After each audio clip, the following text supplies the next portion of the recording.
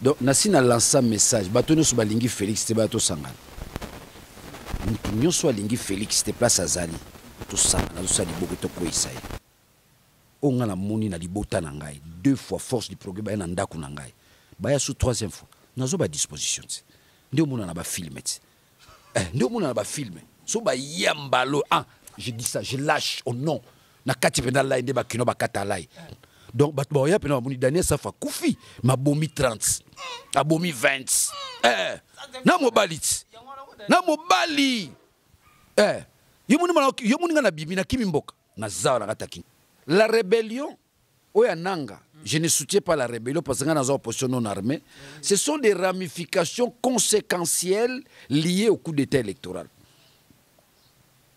biso pe lokola to rosi mabe manduki qui interdit à Daniel Safa Sima manduki Daniel Safa te na lobi na mboka na zo aropekisa ngai mais on le fait pas par bonne foi. Eza doctrine nangate, eza idéologie nangate. Nga idéologie nangezali la réappropriation de la nation. Ba kolombo ka bazwa mboka na bango. Ce qui se passe aujourd'hui sous autre ciel babengango l'effondrement de l'État. C'est là où Félix nous a amené. Il a détruit l'État-nation. Donc aujourd'hui, nous sommes en plein effondrement de l'État. L'État zali sous tant aux bazo yiba bambongo, bazo détourné, ba prosa lukuta, nini. On appelle ça, en d'autres termes, l'effondrement de l'État. Tout bazala tranquille, peuple congolais zala tranquille, banana e moko ba telemi. Banana e moko ba telemi. Donc Fachi azana bilo mi baleka. Lora liboso le dialogue, pas un dialogue Madine Fachi. Non. Nous avons besoin d'un dialogue madine ecclésiastique. Yosoka sango candidat député. Mais Jibana, ce que Jibana, il était député en 2000. Azara député en 2011. Évêque Nabino, ce qui papa a un groupe de prière. Il était député élu en 2011 et Jiba. En 2018 a échoué. En 2023, l'élection est allée. Il y a un cas qui est à paroisse Moroboé, au Sangomo, avec mon candidat député. Il y a un cas pasteur protestant candidat député. Mais il y a Binzambizan Bazala. Il y a deux Kamba Nazoga aux candidats dans l'élection. Il y a Kassit. Il y a un Jibaza. Il y a un Izibama Piana. Il était député en 2018. Donc, le groupe de prière wana. Omoyokakanani oyo mukuna asala parti politique. Pendant la période de l'élection. Oui. Il n'y a pas de batuna aligné comme candidat. Donc ils sont à la recherche de l'argent. Antoine TV, officiel L, de vos entreprises, de vos produits ou pour la couverture de vos différents événements tels les anniversaires, le mariage et les conférences. Veuillez contacter notre direction commerciale au plus 243 89 73 78 781 ou plus 243 83 34 87 744. Merci de nous avoir choisis. Carte sur table, mesdames et messieurs, bonjour, bienvenue sur l'Antenne Télévision avec l'honorable Daniel Safa Torobeta Masolo Yamboka. Honorable, bonjour. Bonjour mon frère. Honorable, bonne santé. Santé Zamakasi. Ni leko santé sengeli Zamakasi. Pour ça, il est quoi bitumba. Nzamba zo pesa boanya, opesa maele, zo pesa penzo to kolongondo. Mono beti mo bo mo ya kanda donc na nzoto. Oyo za Owen. Qui me représenter biso bataillon Front Populaire. Là bandi on a biso bazo bunda na poto. Bazo bunda pe awa. Nous sommes avec Owen. Vous êtes belé biso nyonso. Moi là où il y a l'opposition, j'apporte mon énergie. Là où il y a donc nasina lance un message. Bato nyonso balingi Félix te bato sangana. Mutu nyonso alingi Félix te place azali. To sangana to sali boko to koisa. Donc ça ce sont les amis de la diaspora. C'est représenté par Owen, donc Front Populaire, c'est censé. Merci, honorable Tozo Betali Solo, il y a accord des principes. au gouvernement signé qui na Rwanda au le gouvernement signé accord le sous na ba rebelle M23 bino bozali opposition tant gouvernement boko mona ndeko Félix akiko signé accord na ba tuwana bino bozo bo proposer nini etali bisote etali bisote etali kaka Félix na bandeko na ye na ba massa na diaspora etali bon biso etali bisote tant bozobela Félix aka signé Washington aka signé accord de principe biso etali biso na likambo ti ememela ye nde kimia na libota na ye na bandeko na ye biso te etali biso te etali biso tamu etali pe ba congolais te yo zokende signé accord ou informer biso ba imboka te accord on eza biso a informer biso te ayebisa biso eloko moko te moto tanga suki akoki kobunda bitumba te. Donc en fait Félix a échoué sur le front militaire, sur le front diplomatique, sur le front social. So na bagisi so muya lobaka front médiatique ba échoué na ba front nyons. Ils ont montré leur incapacité. Alors, ils sont allés créer notre paradigme, non, accord de Washington, non, accord de Doha. Et t'as dit bisoté. Parce que aussi, l'accord, ça traduit quoi? Ils ont traduit que la crise est militaire. Oh, la crise n'est pas militaire. La nature de la crise actuelle est politique. Limbisanga, Ndekonanga, j'ai du respect à la presse. Qu'est-ce qui vient avant? C'est le coup d'état électoral ou c'est la rébellion? Oui, que la rébellion est venue en second lieu. Tout le monde a un coup d'état électoral. Les élections non, même pas mal organisées. Il n'y avait pas une organisation. C'est une escroquerie inacceptable en plein 21e siècle. Depuis Zoba, il n'y a pas eu élection. Le vrai combat de Daniel Saf faisant à niveau wana. Félix organise un coup d'état électoral. Donc, en fait, la rébellion, je ne soutiens pas la rébellion parce que nous avons une opposition non armée. Ce sont des ramifications conséquentielles liées au coup d'état électoral. Qui interdit à Daniel Safasi Mamandouki? Mais on ne le fait pas par bonne foi. Ils ont doctrine nangate, ils ont idéologie nangate. Nga idéologie nangezali la réappropriation de la nation. Ba Kolombo kabazomboka na bango. Nga idéologie nangezali c'est l'applicabilité de l'article 64 alinéa 1. Mais cet article 64 là n'est pas déployé dans la compréhension. C'est-à-dire que le constituant article bongo article 64 alinéa 1 moko moronda oyeba nde na kosala pona koisa baburo na ngai mususu akazi manduki mususu akobima la balabala mususu akobelela. Mais nous disons la révolution. La révolution. Accord on est talibisote. Bisolo ko talibiso zara moko. Dialogue national. Dialogue. Dialogue. Mais bino bosenga dialogue accord on est talibinote honorable. Mais dialogue to c'est la fait un mandat yandeko président Félix. Et si là, mais si ko mandat ne silite bosenga dialogue. Mais ndeko zo tunanga mutunu na pesi déjà yano. Yaza na mandaté, Félix azaka na mandaté. Oh. Mais quand on organise un coup d'état électoral, il y a un mandat là-dessus. Si on parle du mandat, c'est par infirmité du langage. Il n'a pas un mandat. Il s'est improvisé à la tête du pays, sans être élu par les souverains primaires. Ma vote a été. Wana kutuko, atu na Bachar, ou na Munduki, babi, ce que changer de tirer, je ferai comme Galilée. Je ferai comme Galilée. Mouni Galila va koufabi, je vis la terre tourner autour d'elle-même. Après plusieurs décennies, on a donné raison à Galilée. On a donné raison à Galilée. Donc, Ngaï, Daniel Safou, na bangité, na peine attend qu'on bangali sous té. On a bangani. Mboka dit un bien commun. Oh, na banga soke zaki eyaki lokona, soke la famille na bango. Na déranger famille abatu. Héritage na bango. Le Congo, c'est un bien commun, ce n'est pas un bien à Félix. Ce n'est pas un bien à sa famille, c'est un bien à nous tous. Ce qu'on appelle en français, c'est le Congo, les richesses du Congo sont collectives. de temps où ils ont vu Manamboka Congo yoka sonit. Eza yote, eza batu nyonso, eza baike batu nyonso. Mwana nyonso a Congo abotami na Congo, to aza congolais, o eza na se mabele, na o eza likolo, eza bisoni. Eza mututé. Alors ba congolais ba koma na niveau na ke Congo eza Félix cité. Congo eza IDP cité. Congo eza ba parti politique cité. Congo eza ba congolais. Il n'y a pas eu élection, personne ne va.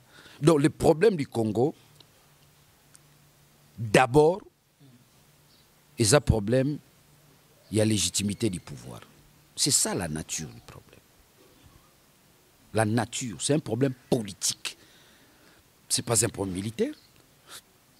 Ce n'est pas un problème militaire. Les problèmes militaires, c'est un second problème. Mais le vrai problème, d'abord, s'il faut analyser la nature du problème, c'est un problème purement politique. Vous dites honorable, il va organiser dialogue. Qui va organiser dialogue? Dialogue SNCO, SCCO, Félix Azoboya. Azoboya, Mboko Eza Félix. Il y a boya dialogue, il doit se gêner. Ce n'est pas son pays. Azoboya par rapport à quoi? Il doit se reprocher à quelque chose. Parce que catholique, SCC, bazaba porteur de la vérité. Bazaba porteur de la vérité. Yo soka sango candidat député. Mais Jibana, ce que Jibevek n'a Jibana, il était député en 2000. Azara député en 2011. Évêque Nabino na soki non, soki papa va groupe de prière. Il était député élu en 2011 et Jiba. En 2018 a échoué. En 2023 élection est quitté. Il y a soka qui est à paroisse Moroboye au sango moto évêque mobo candidat député. Il y a soka passé protestant candidat député. Mais ya binzambizan bazala. Neti dodo kamba na zoga ozala candidat na ba élection oya. Oh. Kasi na biso jibaza babenga nani? Izibama piana. Ba kombone malamu te. Nabi bango te. Il était député en 2018. Donc ba groupe de prière wana. Oyo kaka nani oyo mukuna asala parti politique. Oh. Pendant la période de l'élection. Oui. Il n'y a pas na batuna aligné comme candidat. Donc ils sont à la recherche de l'argent. Mais nous sommes à la recherche du bien-être du peuple congolais dans son ensemble. Différence Yangouane. Donc, ce qui doit arriver comme situer nature et un problème, on pourra s'en sortir. Donc, pour Nabisso, d'abord, c'est le dialogue. Sans le dialogue, nous passons à autre chose. Et puis, Kebapé dialogue, non. C'est pour le bien du Congo. Il arriverait un moment où on n'aura plus besoin du dialogue parce qu'en dehors du dialogue, nous allons passer à une autre dimension, un autre paradigme qui est la révolution. La révolution. La révolution. Parce que nous ne sommes pas loin de fédérer la force. Yamboka. Avec un seul bit, il y a Okoïsa Félix. Tokoïsa est. Tokoïsa est. Okoïsa Ndengeni. Oui, bisous à Nzinzina Nzoko. Tokote na zolo. Nzoko lela nzinzibima to kabula malembe. Nzinza kota nzoko na zolo. Eza makasa no raboko sa bandela lelo kwa nana. Kweya histoire nzoko na nzinzi. Dobokwesa Félix. Tokokwesa bombali kamna biso bosa mkola lelo te. Nzinza kota nzoko na zolo. Nzoko leli. Nzinzibima to kabula malembe. Nzinzibima, tu connais l'histoire, non? Ah, ça c'est fort, Daniel. Nzinzibima to kabola malembe. Arokoya. Arokoya parce qu'il n'est pas le tout-puissant. Il n'est pas le tout-puissant. Oui, il est parti de la mafia politique pour s'installer là. Coup d'état électoral et salamate. Mais le problème est que nous avons des problèmes d'ordre identitaire. Nous avons des problèmes d'ordre géostratégique, géopolitique. Nous avons des problèmes nationaux et régionaux, voire même sous-régional. Yo kanisi makambo tout to résoudre en kaka na démarche à Félix na diplomatie na le kuta wana diplomatie échec na échec parce que lorsqu'on parle de la diplomatie Fatia gagné tuna Fatia gagné, où sont les résultats? Parce que la victoire diplomatique s'articulent en un mot. Les résultats. Les résultats. Et vous verrez chez Félix, les résultats sont nuls. En dehors de la manipulation, les mensonges, les intimidations, les injures, traba arme bazu yango. Dio la mukina tongo musala ba pesi yo finga akaka. Biso pe ko finga ngo to mesena biso nango. Finga na yo ndengo lingi. O finga ngapo na likamba Kongo. Sozo finga ngapo na mwasi na yo. Sozo finga ngapo na pantalon na yo. Sozo finga ngapo na ba bien privé na yo. Là je peux m'inquiéter. Na olukato réconcilier limbisanga ndeko mais sozo finga ngapo na komba ya Congo. Muzo pesanga énergie. Nane sengo. Neti nga suna taliba commentaire na moni ba fingi ngate na bia seke bato ba lande mission te. Suna moni ka ba fingi na bi cible ko yezu bango. Cible koti bango. Donc pour le moment, bato bazala tranquille, peuple congolais bazala tranquille, banana moko ba telemi. Banana moko ba telemi. Donc Fachi azana bilo mi baleka. Lora liboso les dialogues, pas un dialogue Madine Fachi. Non. Nous avons besoin d'un dialogue Madine ecclésiastique.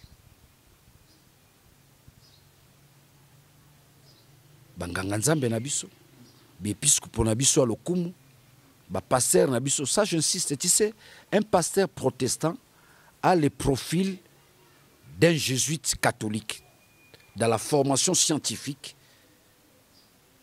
Un pasteur protestant, il a le profil d'un prêtre jésuite. Un prêtre jésuite, n'en parlons pas.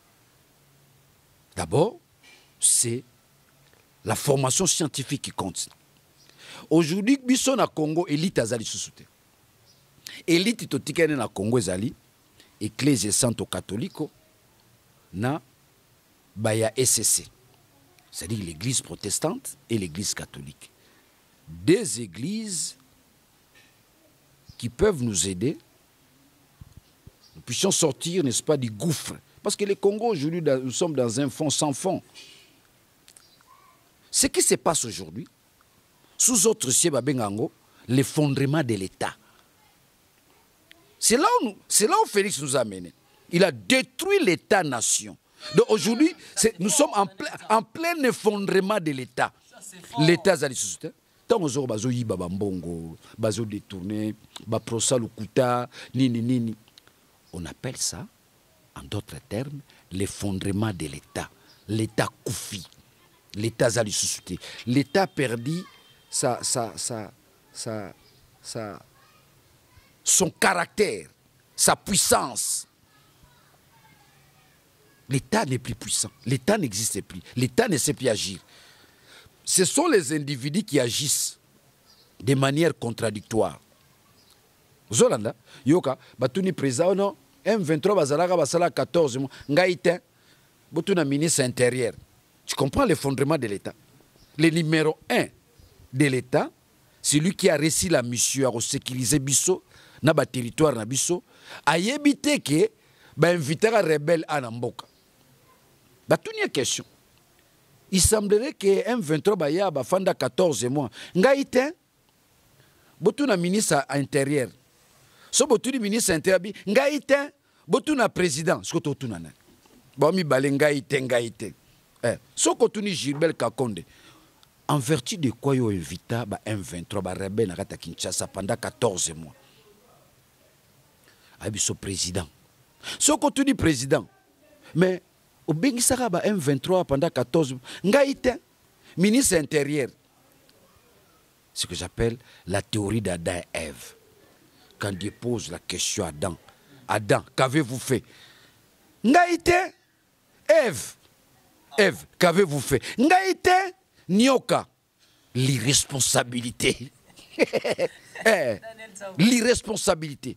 Baïba Rolanda Bisoba Kangango, la théorie d'Adam et Ève. C'est ça Félix Tshisekedi. Quand tu lui poses la question, hein, Félix, likambo esala makindeni, ngaïten Kabila. Bongo ba Rwanda taba ngaïten Kagame. Bongo ndenge ba mbouteje zo sala maboye nini, ngaïten Rwanda. Autant bazoyi bambongo c'est Kabila. Bota bazoyi ba bambongo. Ngaïten Justice est malade. Ah, Daniel Tsambo, ça c'est fort. Donc président Mora Ngaïté. Tito Mobenga fait Chilombo Ngaïté. Donc ce que ce n'est pas moi, c'est la justice. C'est la justice. Ngaïté. Nanu na yoka mukolo mote Chilombo en tout cas peuple. Ce qui vient de se passer, j'assume en tant que président de la République et nous allons améliorer. S'il y a détournement, ça doit cesser. Tout ce que vous assistez, j'assume et ça doit s'améliorer. Peuple a reçu la nayo. Moumi mara peuple lukutana. Et puis lukutana ezara yete na parti na bango IDPS. C'est comme si le parti est fondé sur les mensonges. Na parti na bango. Alors kolobate. Kolobali kamba Félix te, kolobali kamba IDPS te, sokolobi ba tindi force du progrès, sokolobi ba luke infraction ba kangio, ngai na lembio na signé bino. Tu vois niveau on atteindre aux forces du progrès baya bobo manga. Non qui m'a souté. Soba 40 20 batikali, 20 bakei. Boka signé na zango yo bomanga na tikila kufika bon. To bomanga ti. On a la moni na libota na ngai 2 fois force du progrès ba na ndaku na ngai ba ya sous 3e fois nazo ba disposition ti ndio mona na ba film ti ndio mona na ba film so ba yambalo je dis ça je lâche au nom na kati penda la inde ba kino ba kata lai donc ba ya pena moni Daniel Safa kufi ma bomi 30 a bomi 20 na mobali yo moni na bibi na kimi mboka na zawa na kata Kinshasa na Kinois. Aujourd'hui, les Kinois sont pris en otage par un parti à IDPS. Aujourd'hui, les Kinshasa sont en otage.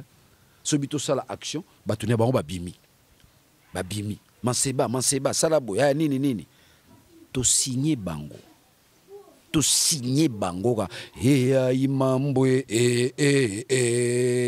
heya imambwe, to signer yoma. Heya imambwe, heya imambwe, to signer yoma. Nzembo muna zoe beza nzembo congolais no sofwa mbango sikazali. Congolais no sofwa nzembo sikazali. C'est un mot d'ordre que je lance à tous les Congolais. Boye mbango sikazali. Heya imambwe, heya imambwe, to signer yomba. So bikolo musuba zoka te pa mambo za na Kikongwa, bayebake makambo. To signer. Oh, c'est ta colonisation. Na bimi na colonisation. Na bimi. Dès Kimbanga bima na 2021, na 1921. Kimbango est sorti, n'est-ce pas, de la colonisation en 1921 pour faire face à l'homme blanc. Kimbango. Bisoza ba discipline nae, tout elemi. Kimbali soute. Sobino bolinga roboma, yaka to bomana. Sobo aki 50, boye ba ke ngape na rolia 15 na groupe na bino. Botikali 35 ngape na kei. To kufi combien? Honorable tout bétanal solo makambo. Eloko bango bawe poto banga liwa. Nga banga suliwa te. Ajonga na komi nango na inatika histoire na Congo. Ajonga na zanatika histoire.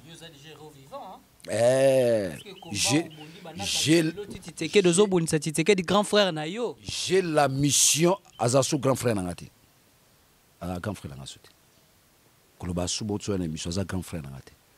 Grand frère nangai otoza indusa moko esprit moko toloka bien-être en mboka. Du moment il a échoué na quoi améliorer social. Du moment il a organisé un coup d'état électoral. Parce que moi je l'ai considéré comme un démocrate. Il a cessé d'être un grand. Félix n'est pas un démocrate. Ah, vous allez lango wapi. C'est une culture. You know the Félix n'est pas un démocrate. N'est pas un bongo là qui montre cher, sapata cher, on est démocrate. Vous le voyez vraiment démocrate. 7 ans après, vous êtes journaliste. Félix n'est pas démocrate. C'est un dictateur. C'est un tyran. C'est un tyran. Azande mona Idi Amin Dada, nde mona Mobutu, nde mona Oyo. Oyo, surtout quoi ici Félix savait pas quoi. Le dernier dinosaure de l'Afrique. Honorable, tout quand on a le solo ya procès mwana mboka Joseph Kabila Kabangi o bazo justice ezolandela ni preuve moko justice eza nango te tomoni justice etiaki projecteur bazolakisa Joseph Kabila interview Kabila asalaki na Afrique du Sud sikoyo bazolandela Kabila bazoreproche Kabila nini mutu na liboso ya mibale honorable ezali ke bozo senga dialogue siko tango dialogue wana bozo senga dialogue ICC ganze dialogue siko dialogue boko senga ba Kongo nyonso ba Kongomani nyonso ba vanda bo solola siko bo senga dialogue boke dialogue na muto bazolandela na justice moni Herrera makasi Kabila c'est un grand c'est un élément majeur la crise autosanant c'est un élément vraiment majeur. Tout comme aussi Katumbi, c'est un élément majeur. Et lorsque vous disqualifiez les éléments majeurs dans le dialogue, il y a une zone qui est comme il y a bino. Ou l'homme qui n'a pas habité, oya ozala dialogue te, oya ozala. Mboka yo, mboka na yo. Il y a bino, mboka bisonyos. C'est payé à partir à Kabila, c'est payé à partir à Katumbi, c'est payé à partir à Daniel Safou. Il y a mboka na bino te fubo ka soni. Quand tu vois quelqu'un s'élève, tu as un dialogue, mais tu te trompes. Le Congo a une histoire. Mutumo Otaroya a inventé le Rassika. On a connu des dialogues dans Mbokao. Il y a eu la conférence nationale souveraine. Il y a eu San City. Vous avez vu? Est-ce que il y a une organisation à San City qui a Rosalate? Mboko na bangoko, mboko za Félix. Mboko, ce pays appartient à Félix. Ça ne lui appartient pas. Ça appartient à Kabila. Ça appartient à Katumbi. Ça appartient à toi, à nous tous. Ça appartient aussi. Il y a Bano Bazana Mabouma Maman. Tu comprends pas là? Je comprends très bien. Il y a Bano Bazana Mabouma Maman. Oui, bien, non, mais tout le monde, on fait la parenthèse.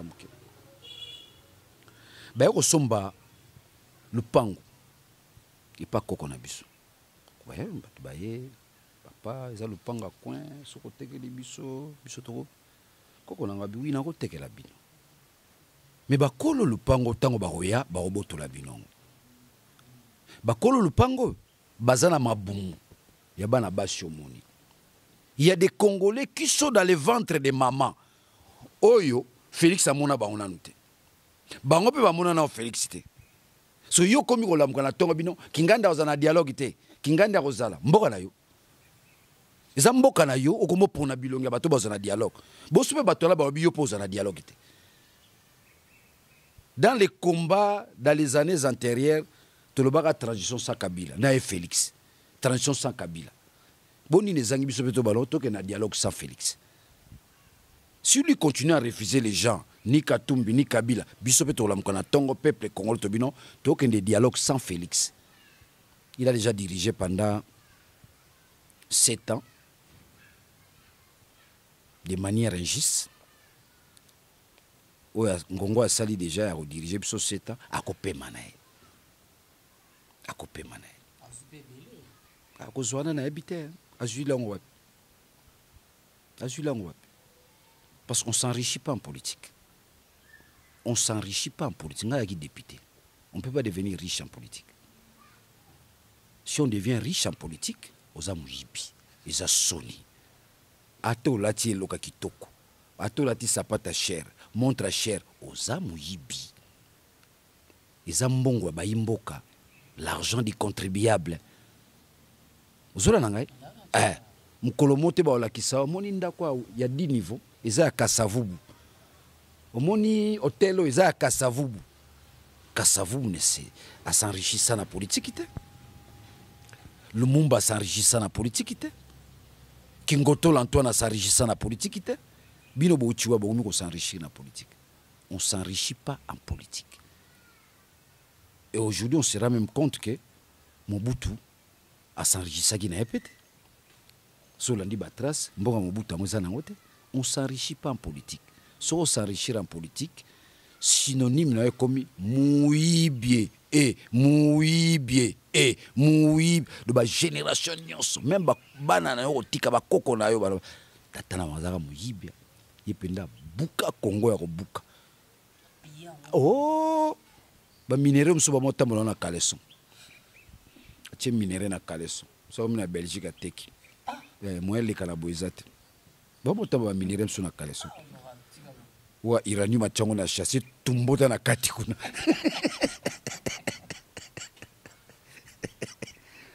c'est dit que mboke kufi muni ndeko nanga bino bozaba bilengi ba journaliste na lingi bat ba olanda biso bakanga phrase oyo l'effondrement de l'état ça a sauté tant yo prêter serment pour na hein au fond de ça l'état na même biso na nation. Nous sommes ni l'État, ni nation.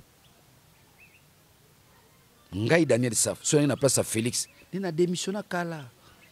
Monika tangu goma na Bukavu kweki. Ngai Daniel Saf président, na démissionné. Na échoué. Félix il est capable il est capable qui sanga est tombé, le moment peut tomber attirer le président Kinshasa. Ah on a to bengani biso peuple. Ils ont connaissé biso to tomboka. Nous préparons des choses, nous attendons qu'il n'y ait pas de dialogue. Nous avons pour Félix. Si nous n'organisons pas le dialogue, dans un bref délai, le peuple a télé. Le peuple a télé. Non. Système est allé. Moi, je suis allé. Mais il y a un peuple congolais, Kalamingite, a télé. Peuple a télé magana nzela ba leader na ye. Peuple a télé magana makambo ya zoyoka zokote na mutu. Peuple a télé mingi comme a dit Francine Becken. Merci honorable de clôturer mission. Mais comment tu yoki koza na gouvernement oyo? Balobi ki oza ministre. Mi gouvernement zo makala mingi te yoza ministre. Qu'est-ce que asuka na clôturer mission? Ngaza révolutionnaire. Na oké na gouvernement lokutate. Nabiso qu'ils ont organisé un coup d'état électoral. Son a légitimé Bangoti. Je sais comment devenir ministre dans ce pays. Jamais dans le salaire à la fatigue. Lukuta, Kadiosha, manipulation, mensonge. Mensonge. Foué Bango, IDP ça fonctionne dans bilo commis. Manipulation, mensonge, intimidation, injure. Des cultures na bango awando fingo banda tonga fingi na nyonso ya mabe bango. Alors soko za na ba nerf solide oko céder face à injure na bango. Netinga finga tongo tibutu na zakuna te. Tozo welela nde Congo to wela mwasi te. To wela biloko mukili te, to wela Congo, un bien commun. Un bien commun. Donc je ne rêve pas dans ce souci à répéter. J'ai une vision sur le Congo. J'ai une vision sur l'agriculture. Je suis Samboko.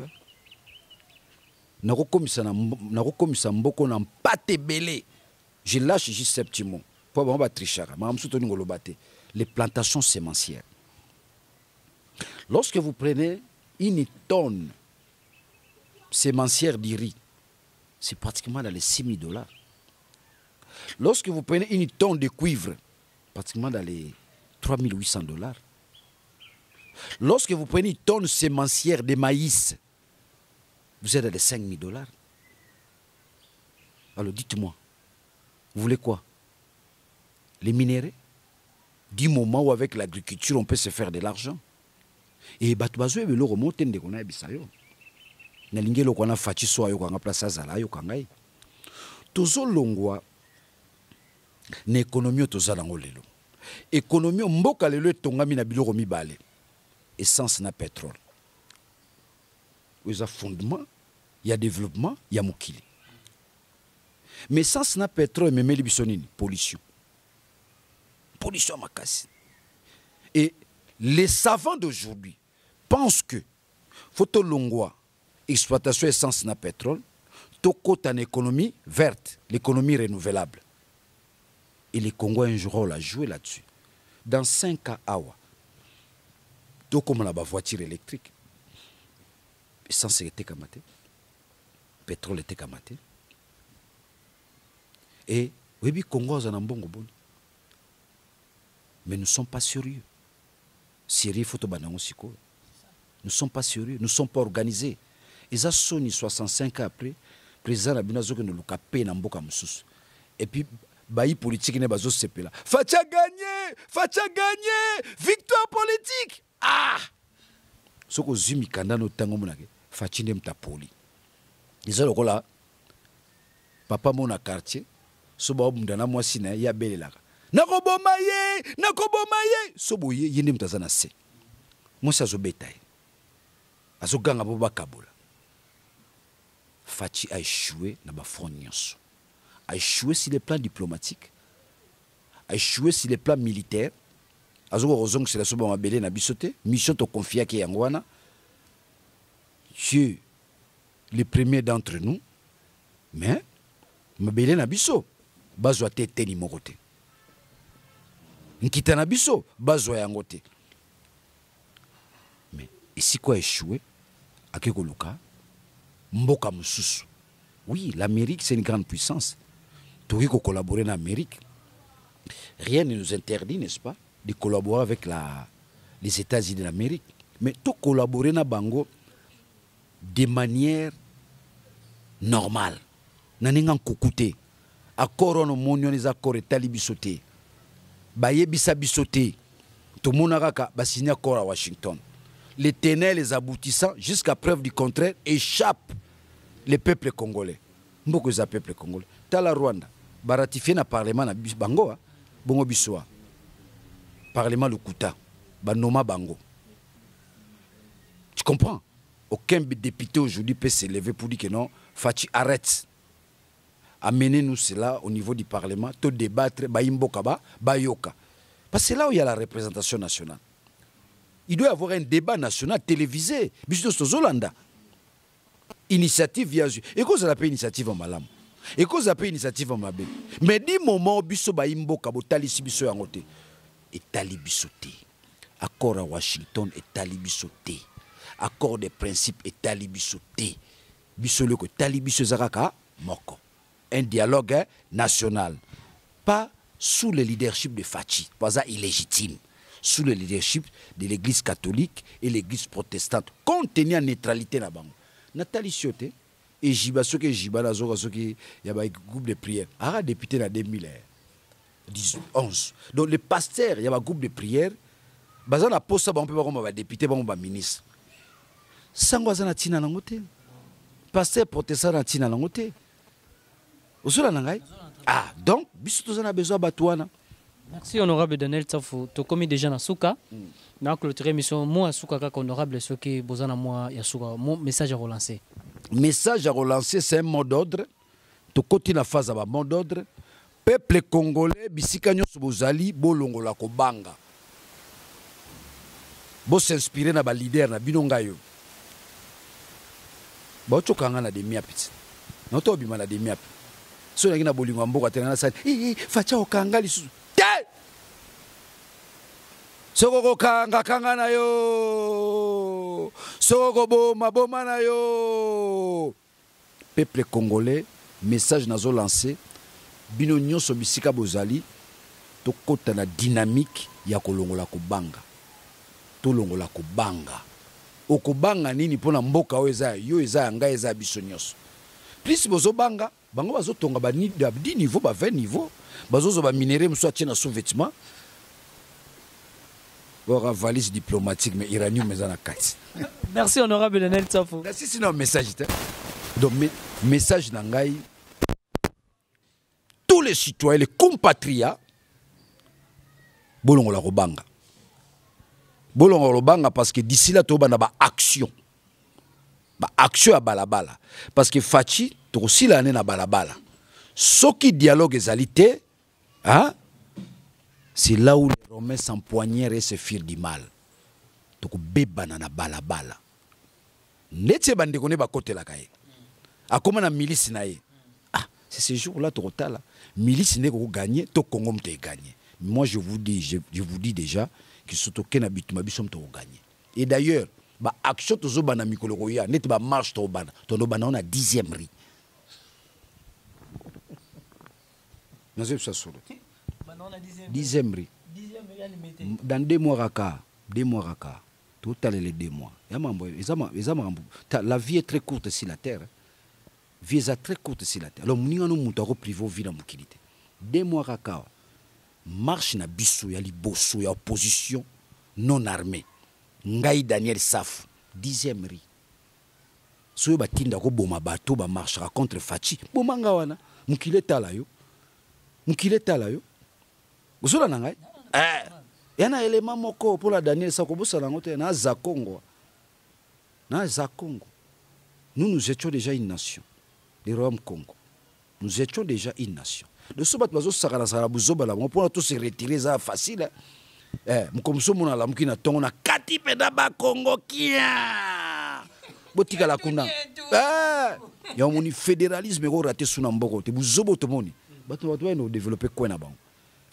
Kobosa na te. Ça c'est un élément important. O bazo la nanga Daniel ça baza za Congo. Donc nous étions déjà une nation biso. Royaume Congo, nous étions une nation déjà. Le temps où nous avons une nation, biso toko bendana. Daniel Safa 4 benda kia. Patia Kasangulu di bino botika la kuna biso pe koto. Pour assurer l'avenir, n'est-ce pas? De la province na biso. Il y a un fédéralisme raté. Buzobo biso to moni. Fédéralisme raté. Bino bo fingara na mboka na bino.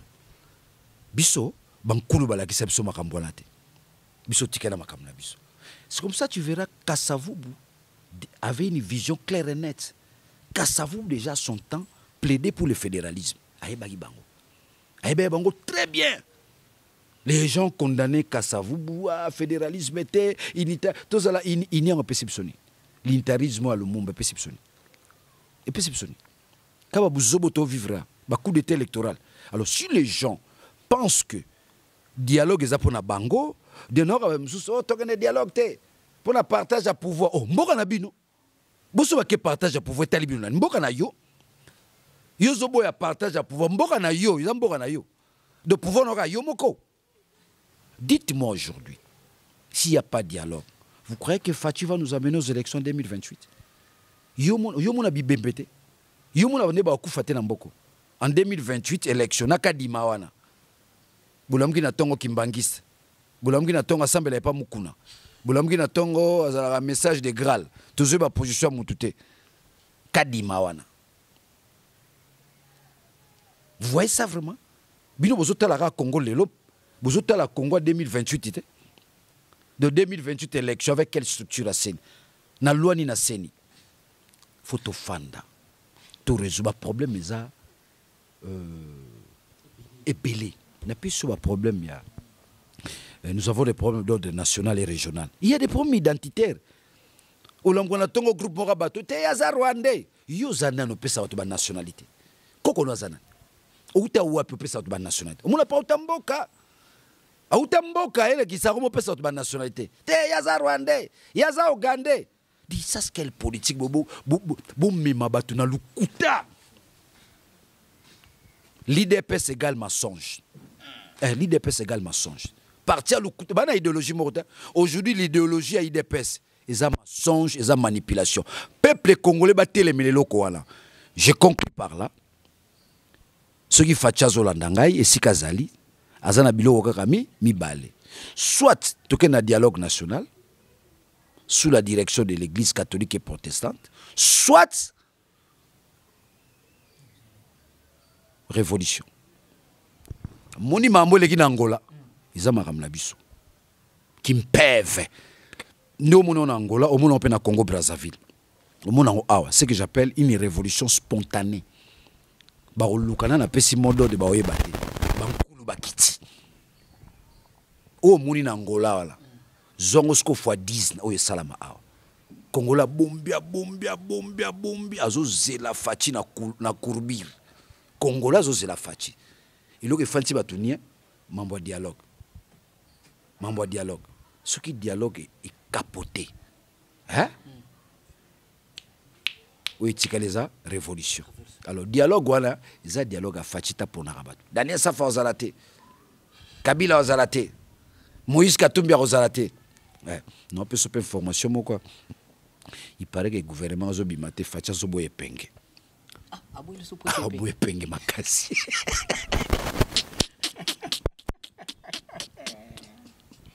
Pacha boye penge ve. Boye penge. On a dit na boye presse epenge. Boye penge takaka est trop okota kufa. Nous avons clôturé. Merci honorable Lionel. Ça fait un grand plaisir d'être avec l'honorable. On se retrouve demain.